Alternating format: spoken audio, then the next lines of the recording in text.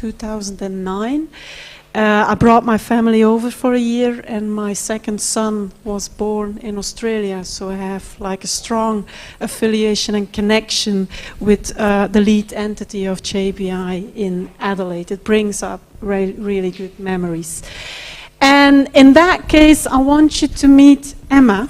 Emma is the third in line in our little family, and she was born in 2010. About a year after we came back from Australia. And she's the little sister of Paula, the small one who was born in Adelaide, and Dor. And apart from bringing a lot of joy to our family, she also brought a lot of frustrations to our family, and that actually related to the fact that after having delivered a few children, your body really changes. And I'm not sure, I can sense that maybe there are a lot of mothers in the public here. Let me see your hands, just to have an idea. Almost at least 2/3 of the room. And so maybe you agree with me that after having delivered a first baby, you sort of get back to your normal weight, or close to your normal weight. When the second one comes, becomes a bit harder, but when the third one comes, it's completely outrageous. So you gain a lot of weight, and one of the things I struggled with after having delivered Emma was getting rid of the extra pounds I gained after having delivered her. And from that came a question that was completely biased, because through my engagement of Cochrane JBI, I'm sort of brainwashed in the evidence-based practice discourse. So the question I came up with first was, what interventions have proven to be effective to lose this weight postpartum? You can see that it's clearly an effectiveness question that came to mind first. And when we look at evidence of effectiveness, we're actually talking about the extent to which an intervention, when used appropriately, achieves the intended effect. And I wasn't quite sure at that point in time what the right intervention was. And I wasn't quite sure whether I should start running, or maybe go on a diet, or change my food or drinking habits, or, like anecdotal evidence actually showed, keep on breastfeeding, because according to some of my nieces, that got you into losing weight as well. But I didn't know what to do. So, and if I would ask you the question, if you don't know the answer to your question, where would you go look for it? What would you answer to me? Where would you go look for an answer? How many people would go to internet? The younger generation for sure. How many people would go and look in the JBI library for an answer? 2 only, and you're all JBI affiliates, are you? How many of you would go and look in the Cochrane or the Campbell Library of Systematic Reviews? Only Esther and a few in the back? Okay, let me change your mind then, because I did go to the Cochrane Library, and I found an effectiveness review that actually evaluated the effect of diet or exercise or a combination of both for weight reduction in women after childbirth. That's my brainwashed evidence-based practice discourse that did this, that made me decide to go and look. And what I learned from it is that women who exercised did not really lose a lot of weight compared to people in a usual care group. But women who took part in a diet or a diet plus exercise, they lost weight more frequently than women in the usual care. There was no difference in the magnitude of the weight loss, and importantly, it didn't seem to affect breastfeeding performance adversely. So I thought it was a safe option to start engaging myself in the difficult issue of a diet, which is not very attractive, but I thought maybe if the evidence speaks towards it, it's worth giving it a try. So I found a study in the Journal of the American College of Nutrition who actually said that people who ate cereals in the morning were more likely to lose weight than those who ate meat eggs, bread, or skipped breakfast. So in my simple logical reasoning, I thought that if a diet helps to lose weight after pregnancy, and if cereals have proven to work well as a diet, then the consumption of cereals would lead to weight loss after pregnancy, right? Oh boy, was I wrong. Because after having consumed about 4 months of cereals in the morning, I didn't lose an inch. I didn't. And I thought, what the hell is wrong with me? I mean, if it works for other women, then why the hell doesn't it work for me? I'm not normal. I'm not standard. Am I overlooking something? Am I not following the protocol? Is there something wrong with the type of cereals I bought? And then in the end, I calmed down. That was the first step. And then started to go and dig a little deeper. And I digged into some qualitative studies looking for an answer of why the weight loss didn't happen to me while it was actually proven by evidence. I found a few studies in different contexts, Latino women and African American women, talking about their beliefs, perception about weight loss after pregnancy. And what I learned from the first study was that actually after such a heavy period of delivering a baby and being there, having a few kids running around, that it was really important to have husbands and females supporting you through that important period. There were some holistic beliefs about strongly influence the mothers in their perception about the need to remain healthy. And the study also revealed that if that support network wasn't present at the scene, that people were less likely to engage in healthy behavior and in healthy eating habits. Coming from Australia, my network when I arrived in Belgium in 2010 was really thin.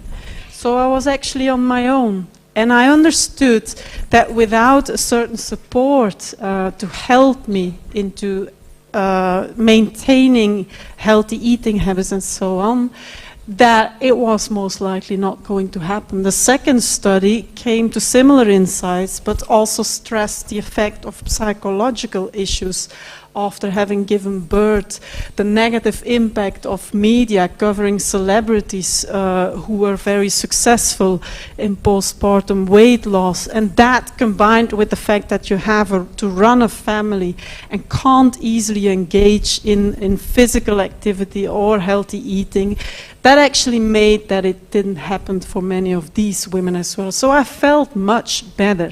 Because what I learned from these studies is that we may need to focus on, for example, community-based, family-oriented programs and may need to take into account the psychological layer.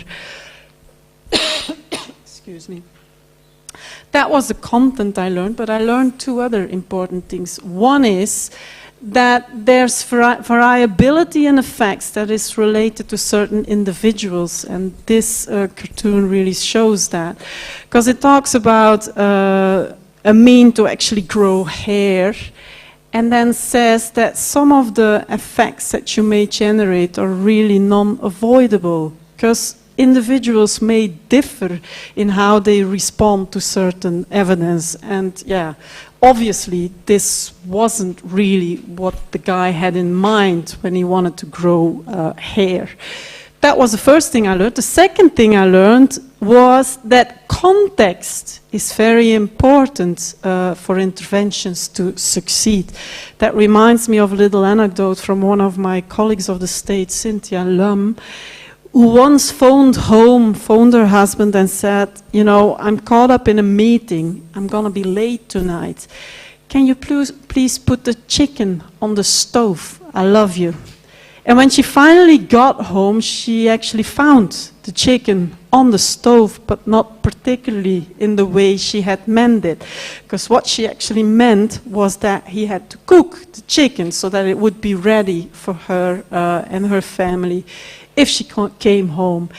And so it really shows to us how differently people may interpret messages. I can tell you another small anecdote about that illustrates it. One of my friends delivered her baby on the kitchen floor because she was running late and didn't get into the hospital anymore. Luckily, it was the second one, so it was quite okay. She knew what she was up to. But finally, when the baby came out, she shouted to her husband, like, honey, can you bring me something to put the baby in? And with the husband all stressed and under the influence of the event, he came to her with a plastic bag of the supermarket, which wasn't really what she had meant, but people just react very differently when, for example, stressors are around. And in his stress and arousal, he didn't think of a towel, he just brought something to put the baby in, something to put something in. And that really illustrates that context, it's actually always at play when we evaluate interventions in real life circumstances. There's no such thing as a virtual sort of intervention that we can measure the effectiveness of without an impact of context. And yet we do, because we don't easily deal with context when we build our systematic reviews, or when you read them, we don't ever come across issues of context that are taken into account. So that was really the nutcracker in our qualitative and implementation methods group to chew on. And if I just go back to my simple logical reasoning, if an intervention or a program has been proven to work in ideal circumstances, conditions, then there's no valid reason why we would not adopt it, right? Wrong. Again, because programs may fail if one or more components are not delivered adequately to activate the intervening variables, or if factors internal or external to the intervention, like, for example, important stressors, psychological effects, play a powerful role. They play a powerful role in how providers may deliver programs to reach the target group. There's a lot of nurses in these rooms, so you're probably aware of the hand washing programs. You just probably have them in your hospitals as well, because they actually reduce viral infection rates, decrease absence of children and teachers, decrease costs to families and societies, and this is actually a translation to a pedagogical context where we actually stimulate the same programs you have in hospital, like hand washing behavior in children, to reduce viral infections and other longer term outcomes. And this sort of intervention is really heavily supported by evidence. So the program in itself is really okay. I mean, there's no valid reason why we would not promote such a program. However, if we implemented it in schools, some of the schools didn't succeed in gaining the outcome. So it makes you want to look into why does a certain school succeed in reducing viral infection rates, and why does another school not succeed in achieving the same outcomes. And when we looked into the problems or in the implementation factors that might potentially be at play, we learned a lot. We learned, for example, that in the one school the kids didn't like the cloths to just wipe their hands because they were too rough, the texture, they didn't like the texture. Some of the lavatories were too high, they couldn't reach them with their hands, they couldn't reach the soap. They didn't place forget to wash your hands signs in one school while they did in another school. In some schools there wasn't a regular supply of soap, so most of the time the soap bottles were empty. Kids also mentioned that they didn't like to go and wash their hands because the wash basins were actually at the toilets, and the toilets were very smelly, so they weren't really stimulated to go inside and wash their hands. And there was an obvious lack of role models to show the behavior to the children. And this actually reveals that there's no such thing as a linear line between an intervention and an effect. There's a lot of other things at play. And if we go into a more advanced logical reason, then we could say that if an intervention or program has been proven to work in experimental conditions, and if the qualities of the program itself are good, then you would expect that it would work, but it may still fail because of the reasons I just outlined above. And in the jargon, the scientific jargon, we call that a type 3 error. You're probably aware, some of you, with type 1, type 2 statistical errors, just assigning, for example, someone who has cancer to the non-cancer group or the other way around. Well, all errors that are actually related to the implementation of a program, we call that type 3 errors. And they're really influential. They explain a lot of heterogeneity in effects related to context. So I hope I've convinced you that to inform evidence-based decision-making, it's crucial actually that outcomes are evaluated in relation to the way the programs were actually implemented. And I know that there's a lot of people in the room who really are engaged with implementing evidence in their own hospitals. So how can we take these sort of process and implementation measures into account then in our systematic reviews to better inform the ones who are actually involved in implementation? Well, we saw two options. First option would be to take them into account in your synthesis or in your systematic review. Or the second option would be to develop context-specific systematic reviews that really target one particular healthcare system or one particular educational system or one particular country so that the context is actually similar across studies that are found. Why do we need to incorporate these process and implementation measures? Well, the most simple interventions are already covered in the libraries. We don't do reviews anymore comparing paracetamol with ibuprofen to reduce headache. These are the sort of simple interventions where you don't need a lot of delivery components or training to actually do the job. But most of the interventions we look at now have sort of a complicated or a complex nature, and these are much more prone to the effect of implementation and process or type 3 errors. There's a difference here, and that's a bit of conceptual jargon, I'm aware of that, between complicated and complex to me. Because complicated means that there's many components, but that they are mostly under control. It's a bit like rocket science. That's really complicated. But given the right material and the right people and the right pieces, you're quite confident that the rocket that you perceived in advance will be there in the end. So it's complicated, but it's not unpredictable what comes out. Complex, on the other hand, and that occurs a lot in allied health professions, I guess. I'll give you an example of what I think is a complex intervention. Parenting.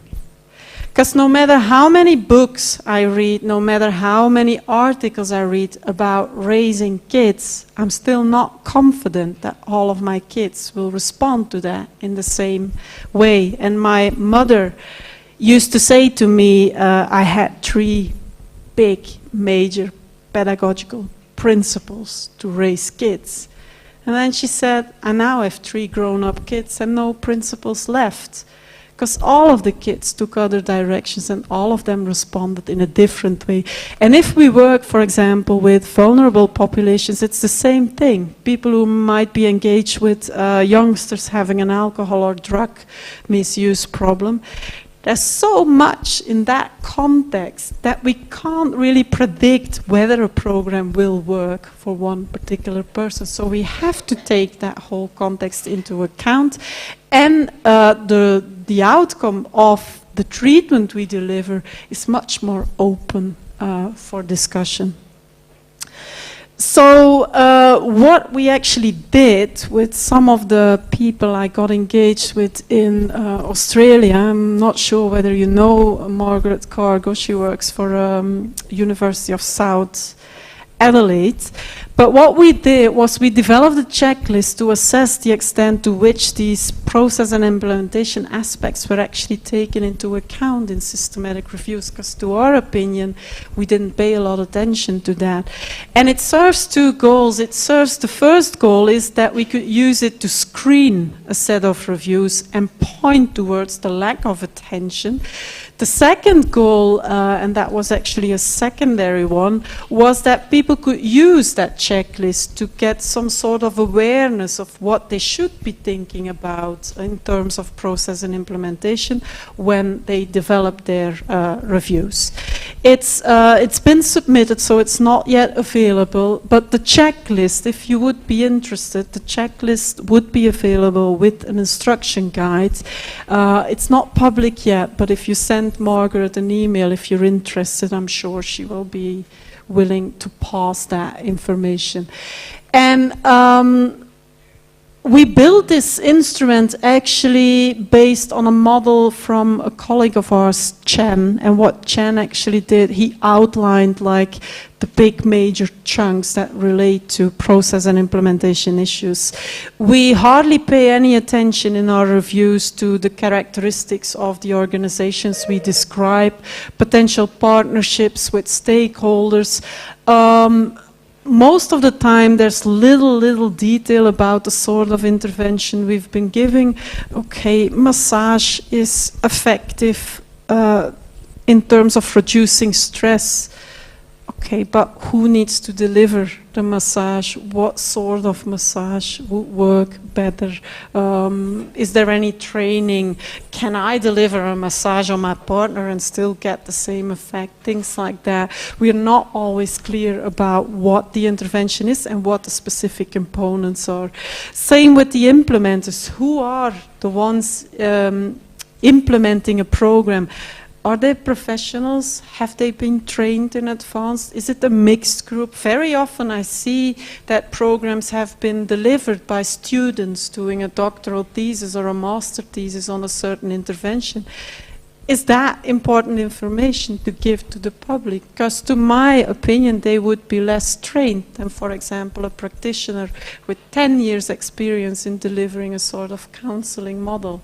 And these data, we often are not very specific about that. Same with ecological context. Are we specific enough about our setting? If we talk about an intervention in a hospital, is it a rural area? Is it a country area? Is it North America? Maybe we get that information, but often we don't know exactly where the studies come from. The same with implementing a program. If we're lucky, we find information about dose delivery, fidelity of the patients, the dose that has been received, attrition numbers, the way participants were engaged in the program, or the way providers were engaged in the program. But again, often not. And the last element we try to valorize in that screening instrument is actually how many of our reviews take into account the change model. And what I mean by that is, do we pay enough attention to outline the pathways that may result in certain outcomes? And that has to do with bringing in a theoretical layer in your review. And I'll give you an example of that.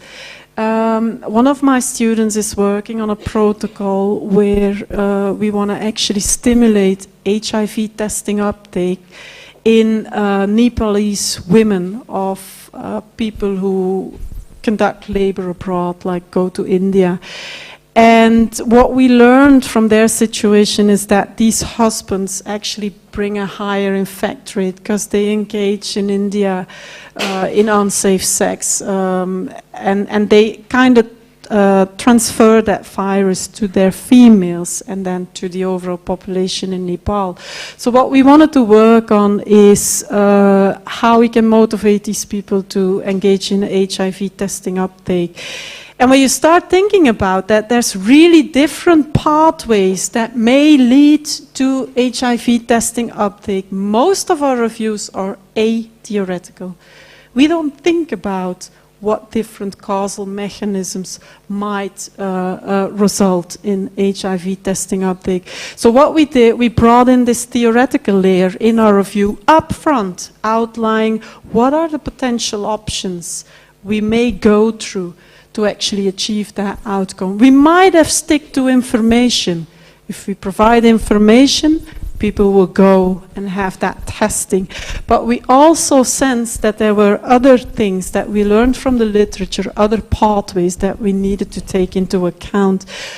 What we learned from using these different theories about how we can increase HIV testing uptake is that they generated different sub-effects, for example, skill development, changing attitudes, or improving knowledge, but also that it came with an issue of stigma, and that even if people were informed and were willing to, they were afraid of stigma, and they referred from HIV testing uptake altogether because of that. And that means that there's other issues at play that we might not think of when we just don't outline our causal mechanisms up front. So this is sort of an example where we bring in a huge layer of theory to explain how we think our intervention will work towards these outcomes. And it's far more complex than pulling a line from here to there, what we usually do. And so that's one way of actually unteasing a lot of process and implementation mechanisms that may explain a certain behavior. What we did with that instrument, we tested it on a subset of Campbell reviews. So we actually focused on reviews targeting health in children, and we came up with 27 Campbell reviews that matched our criteria. And the results were really disappointing in the sense that we looked at how many of these reviews actually outline the mechanism through which the intervention works. 11%, and there was only one review that provided a logic model of the type I just showed you.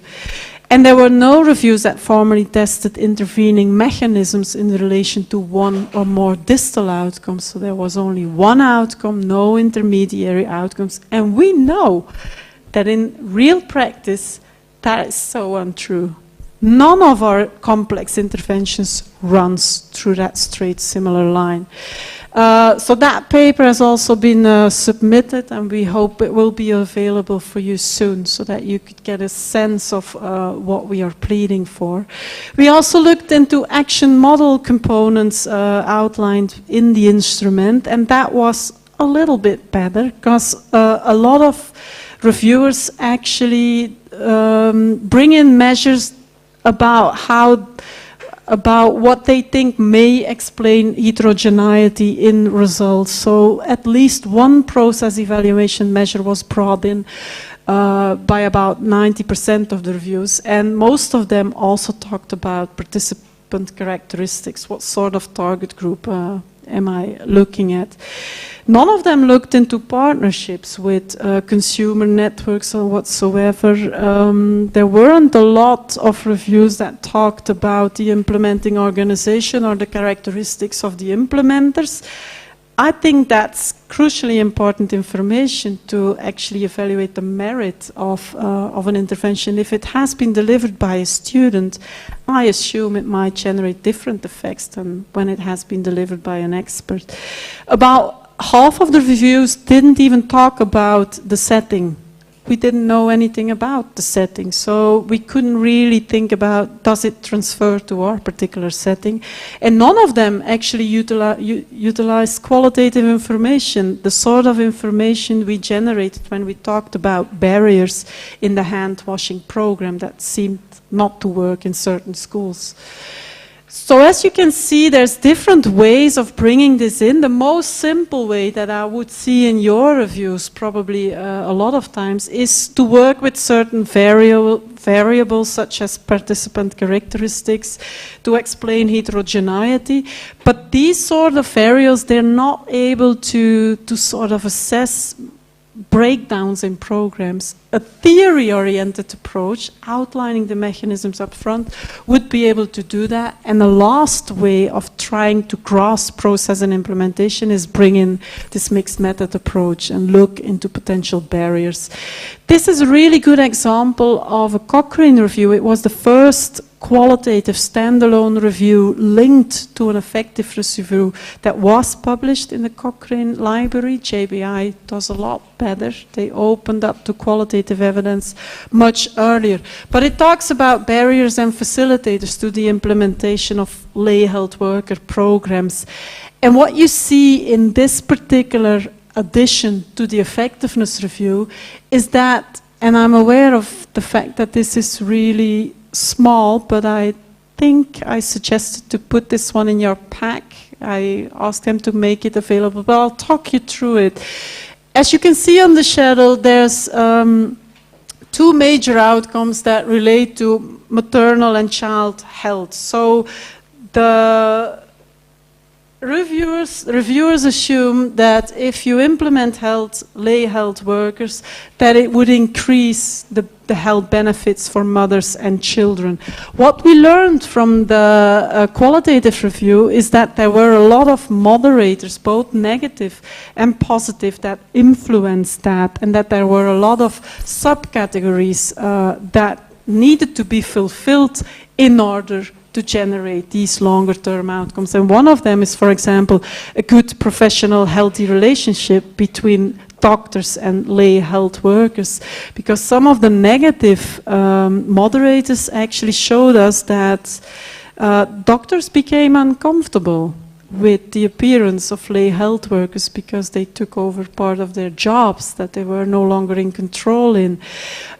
Some patients actually didn't trust the expertise of the lay health workers, but on the positive side, they actually revealed that the attention given by a lay health worker was really appreciated, and the time that doctors couldn't give them was appreciated. So there's a lot of negative and positive moderators that we can tackle in an implementation of a program.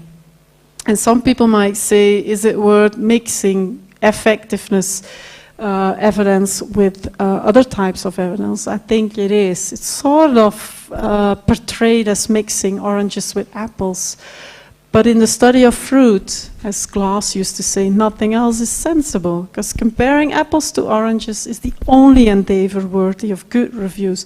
Comparing apples to apples, be honest, is really trivial, isn't it? So it's sort of a chance to put that process and implementation measures on the map. We have to, in order to make things relevant for the end public. Now, in order to mix, you need to understand both components. And to help you in that, I mean, maybe some of you might know Craig Lockwood from JBI and in the central office. But together with Craig, we compiled a book that helps people to choose the right qualitative approach in a mixed method review as well. So feel free to explore it, or just it outlines sort of 6 different examples of how you can deal with qualitative evidence. And it leads you through a flow chart of choosing the right approach for the right sort of project. If you're comfortable with both effectiveness review and qualitative evidence, then this is not a bridge too far for you. You can sort of, with a minimum of additional cognitive effort, bring these 2 layers together, like the example just showed. Let me talk you quickly through option 2, because that's the easy option out I used to suggest, which is context-specific reviews. We used to do multi-context reviews where we have a comprehensive search across different countries, regions, whatsoever. We also tested the concept of context-specific qualitative evidence synthesis that looked at one particular healthcare system, one particular country, but actually attracting evidence from different disciplines within one particular healthcare system. So that's a theoretical paper, and we applied the principles to a qualitative evidence synthesis where I looked into obstacles to implement evidence-based practice in Belgium. And it was context-specific because I wanted it to, because I didn't feel it was right to just pile or synthesize evidence from healthcare systems that were completely differently organized. And that was my motivator to say, I'm going to look at the Belgian healthcare system only.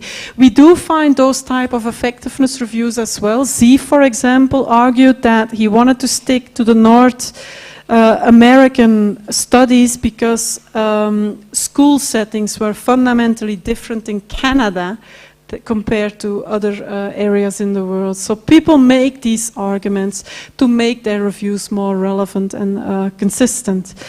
So the multi-context review, it targets a broad audience, but findings may be very general. It gives you a hard job in the translation phase to translate to your own particular context, and you might risk to downplay local characteristics. So in the end, I think this type of reviews, context may get lost if we don't actively bring it in that reviews. Also, they may lead to a low level of acceptance in end users because the interventions do not quite fit their own context. But they're wide-ranging in scope, they're able to cross-compare, and I think they work well for topics where we expect little heterogeneity related to context. If you measure a blood pressure, doesn't really matter whether it's in Belgium or in Africa. There's little variation there. For certain topics, I think this is absolutely the best choice.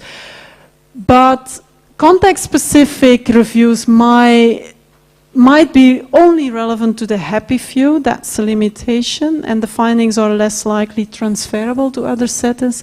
But the audience is very targeted. It's highly relevant to a particular context, and it maintains integrity with the context reported in original studies. In my personal study, we found that physiotherapists, for example, were really frustrated by the fact that they had to listen to the doctors, that they had to follow the prescriptions of the doctors in their treatment. And that was a core issue to them. And when I compared that finding with the international literature, I found out that Belgian physiotherapists were the only ones mentioning it. So it leads you into thinking, what is at play here? And actually what I found out looking at the broader system was that Belgium doesn't have direct access to physiotherapy, while most other European countries have. So if you're doing a multi-context review, then this finding would appear as a sort of a deviant case, because all other countries have that direct access. And I thought about, yeah, maybe the relevance of this finding is to plead for direct access in Belgium. So there's a bit of risk in multi-context reviews because we look for the common noun in our reviews, and you risk to just get rid of the outliers whatsoever.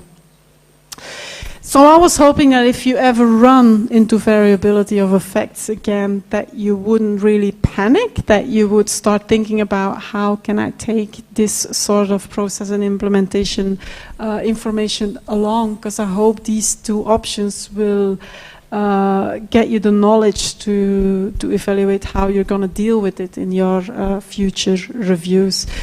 Because what I hate to see is that we just get rid of variation altogether, which is what has long been promoted by positivist paradigms. Because in a sense, context is annoying, isn't it? In our effectiveness reviews, we try to filter out context as much as possible to get the effect as clear as possible. But what we then face is that by removing context, you just sort of lose your grip with real practice. So I would say embrace it instead, because the world's a wonderful place with all that variation. It would be very boring if we get rid of variation whatsoever. And I think that's the most important plea I wanted to make with this talk. I want to acknowledge my colleagues of the methods groups I'm involved in first, and I want to thank you for staying with me in this English talk, and I hope the translator did a good job in helping you to understand what I actually meant. And I'm open to questions from you, if I have a translator available for that. Thank you.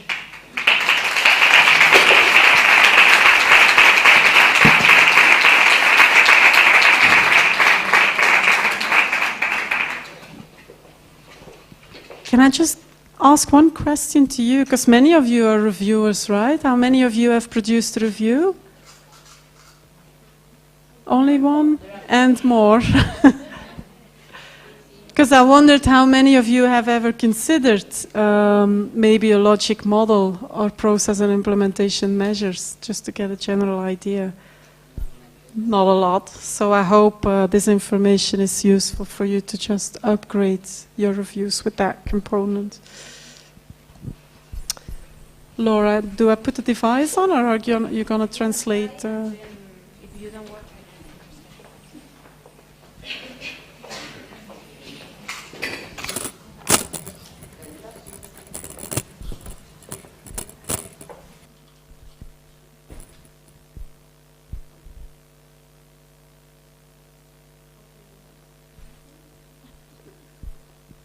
Gosh. Okay.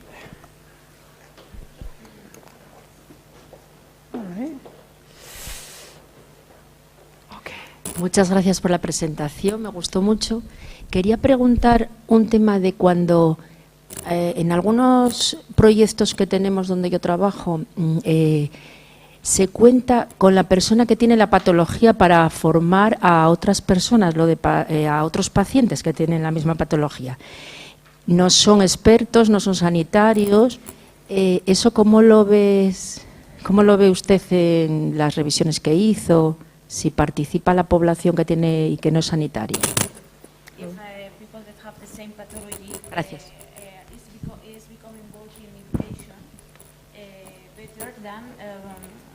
At the same level that professionals. How do you see that patients that have the... I didn't hear anything.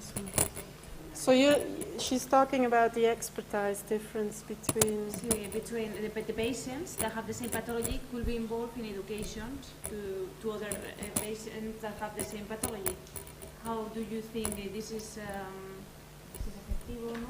Sí, conocer algo dentro de su trabajo, donde, como hablaba mucho de los expertos sanitarios, que en esos programas en que trabaja la población, se le forma la población para que trabaje con otra población, si ella conoce algo de que eso no va a ser efectivo. This one here. A ver. And this one.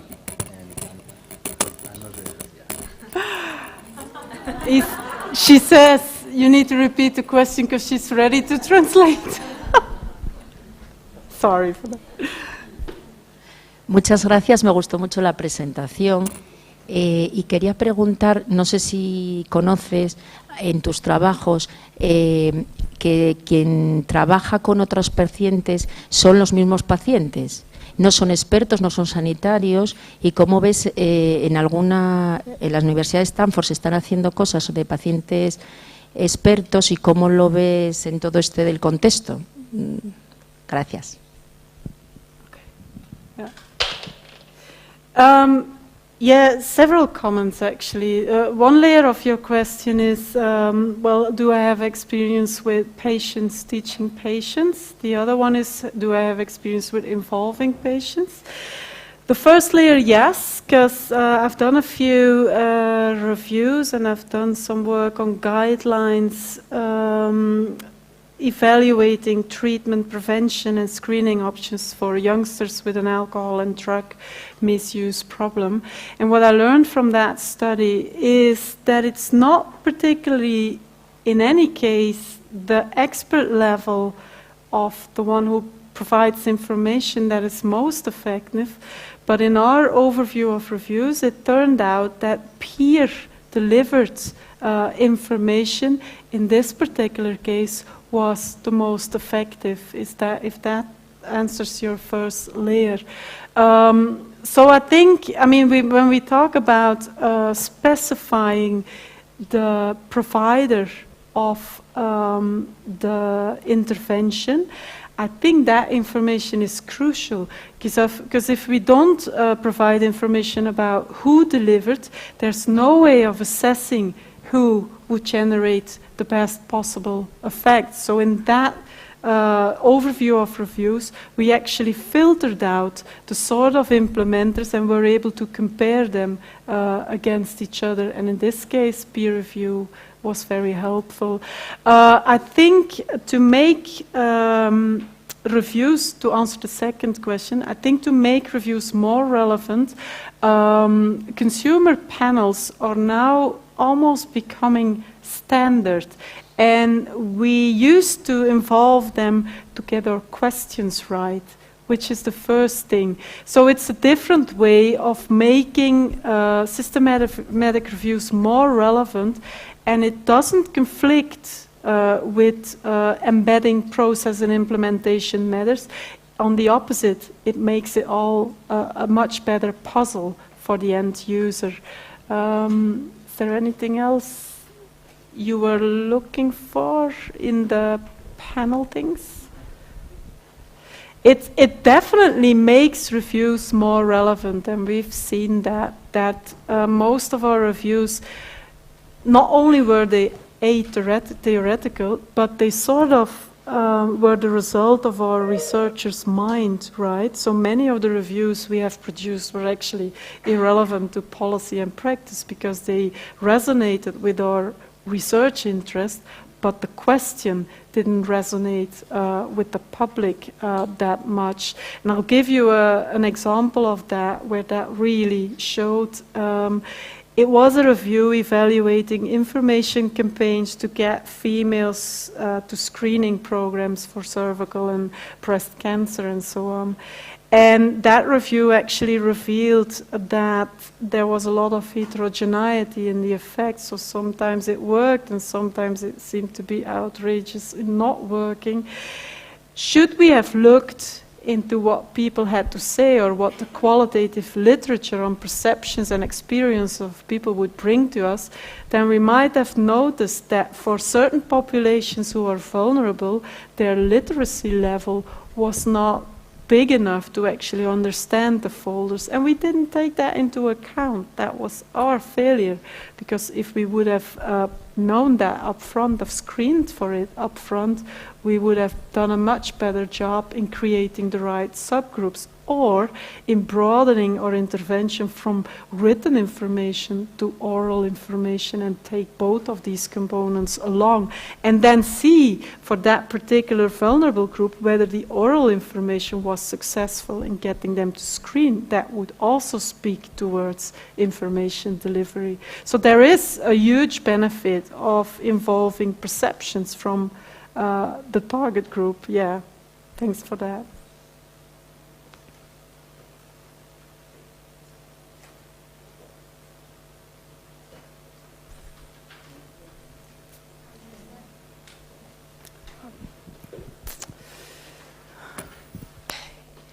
Congratulations. Yo quería saber, ahora, tampoco, la traducción. Yeah, okay. Ahora, vale. Quería saber su opinión y la del grupo Cochrane al que pertenece.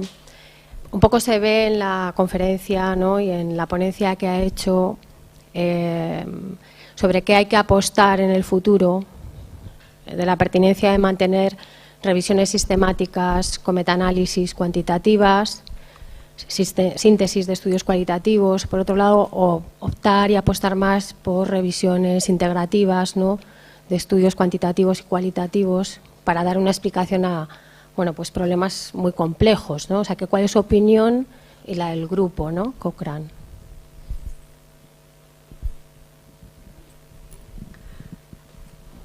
Well, I do agree with you that mixed method reviews do have the merit to actually tackle complex interventions if the questions you start from are actually mixed. Because I can assume that some questions may lean towards the qualitative part without being in need of an effectiveness intervention. If you want to review evidence on what it means to be a first-time mother, then actually that's a very qualitative sort of question that can be tackled in a standalone qualitative review. Now, Cochrane doesn't accept that type of reviews. Maybe JBI is a bit more flexible in that. They might accept integrative reviews as well as standalone qualitative evidence synthesis. I think they do, to a certain degree, so you have to confirm that to me. In a Cochrane context, you have to link your qualitative evidence synthesis to an effectiveness review.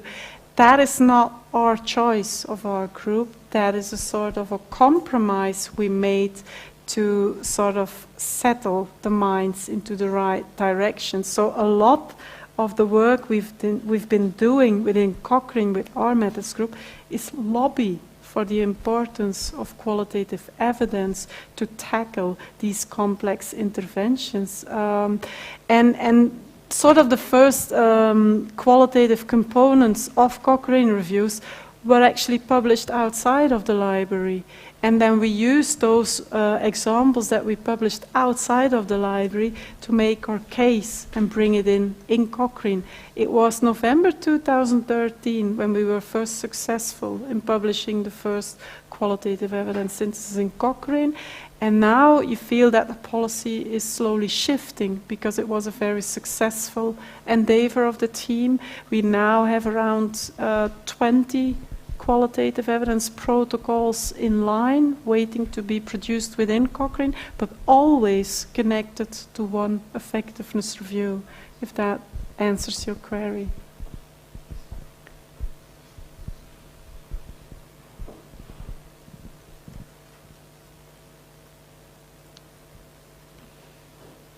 ¿Hay más preguntas? Satisfied? Yo creo que un tema muy importante que has señalado es que las revisiones sistemáticas tradicionales, solo efectividad o solo cualitativas, nos dejan una falta de respuesta a la hora de implantar y de poner en marcha programas que pueden ser efectivos. Supongo que es pronto, pero el uso de los métodos mixtos para las revisiones sistemáticas realmente ha empezado a mostrar que a la hora de implantar lo que se investiga o determinados programas hay una mejor respuesta, hay mejores resultados en los pacientes.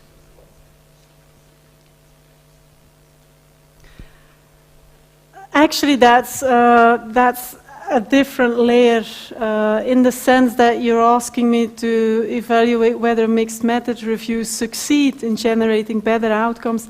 I don't think that evaluation has been made yet, but I doubt that we have a lot of studies proving that actually being involved in an evidence-based paradigm improved a lot in patient outcomes. I mean, that type of studies is really hard, methodologically hard to conceptualize, and so there's a lack of courage actually to do that. I do think, though, that there are enough mixed methods reviews produced already in and outside all the libraries we are aware of, Cochrane, Campbell, and JBI, to do that exercise, but I'm not aware of any comparison in terms of do we generate better outcomes. What we do know, for example, from early examples, is that they do a better job in explaining heterogeneity. And I remember a famous review from Trish Greenhalgh, maybe some of you are aware with her work, and she evaluated the effectiveness of school feeding programs on the health of children who were exposed to those sort of programs. And that review was useless, because there was so much heterogeneity that it said everything but nothing. And what they did was actually looked into the mechanisms of school intervention programs.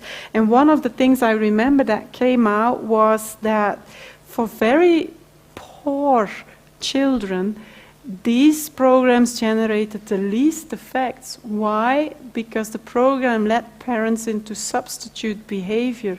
So they knew that the children would be fed at school, and they stopped feeding them at home because of economical motivations, right? So, and looking into the mechanisms of how an intervention works and how it might work different for different target groups helps policymakers to make the right decisions, because you could assume from that qualitative component that was built towards that review that for the poorest children, maybe these programs wouldn't generate the effect we would be willing to generate, while actually these children were the main target group of the review. So it does, in a sense, lead towards better practice, or at least thinking about how we need to deal with heterogeneity in a sense. So that really pleads towards building these mixed methods review. They're much, much richer in information, and it becomes much easier to make the transfer from that sort of insights to your own setting, I guess. So I'm a strong believer of mixed methods review in that regard, yeah.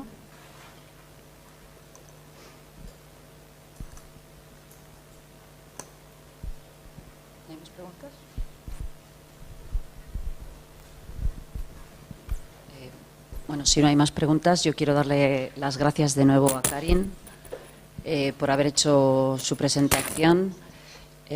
Ahora creo que se va a quedar un ratito con nosotros, aunque para ella le va a suponer un gran esfuerzo el poder escuchar nuestras presentaciones. Entonces, gracias de nuevo. Thank you, Karin, again.